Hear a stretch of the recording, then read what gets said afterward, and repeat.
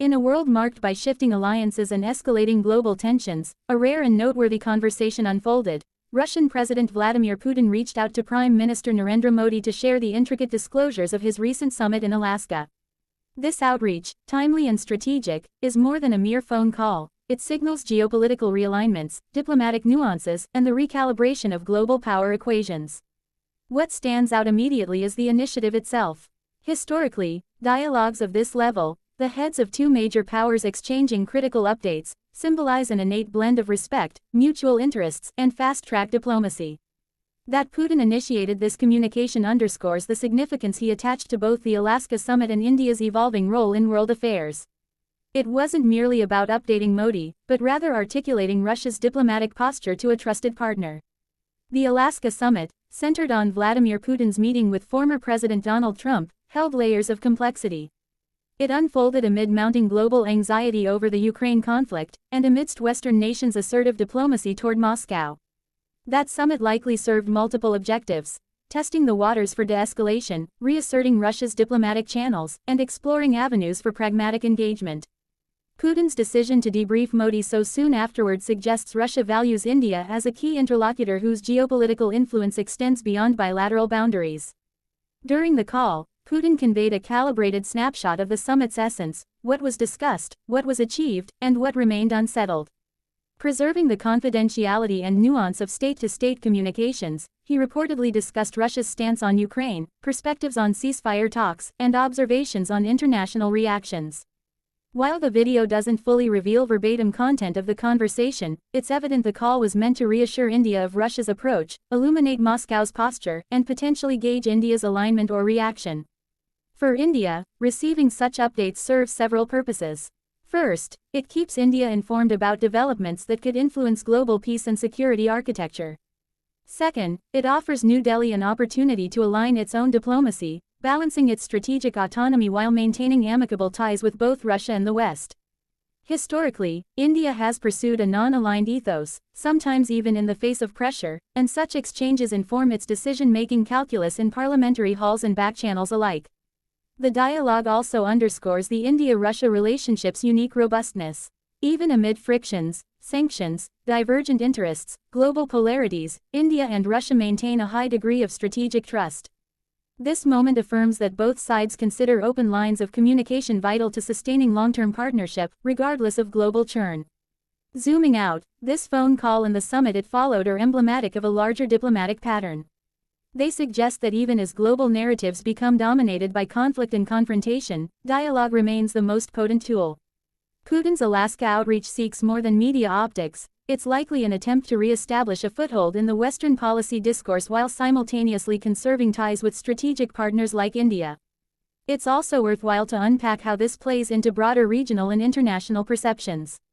In the West, especially among countries skeptical of Russia's intentions, the Alaska summit might appear as a subtle reset or a bid for legitimacy. In India and the global South, it might be seen as a reaffirmation of multilateral engagement beyond Western hegemonies. You'll find strategists analyzing whether this implies a pivot, a thaw, or just diplomatic routine. Moreover, the timing of the call is telling.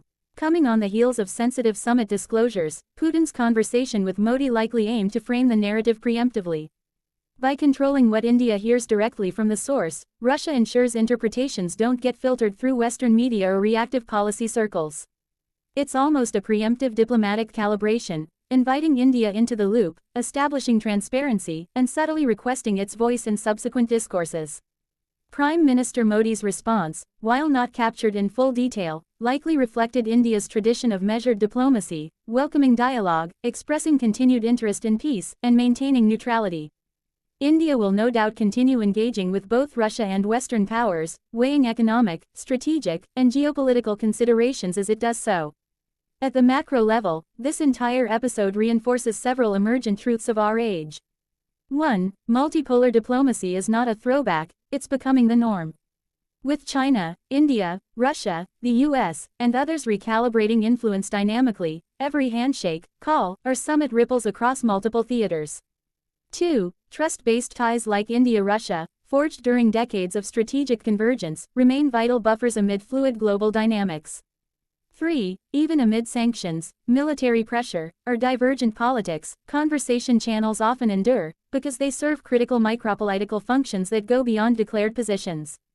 The video paints a compelling portrait.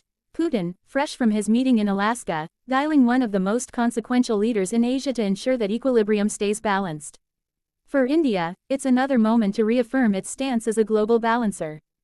For analysts, it's significant validation that informal diplomacy, off-record phone calls included, continues to shape decisions behind the scenes. For observers of international relations, it's a reminder that the game rarely plays out solely on formal platforms. Many of the real swings happen on voice lines, secure channels, and between trusted partners. Critically, this also nudges us to question what might lie ahead. Could this debrief signify follow-up coordination? Might India facilitate back-channel communication with Western partners? Could India's response to this dialogue influence future sanctions, UN votes, or bilateral forums? While the video doesn't directly touch those outcomes, it plants the seed of their possibility. Another lens worth considering is public diplomacy. By recording and sharing this call via video, or at least making it public knowledge, Russia might be signaling strength, that even amid scrutiny, Putin retains open lines with allies.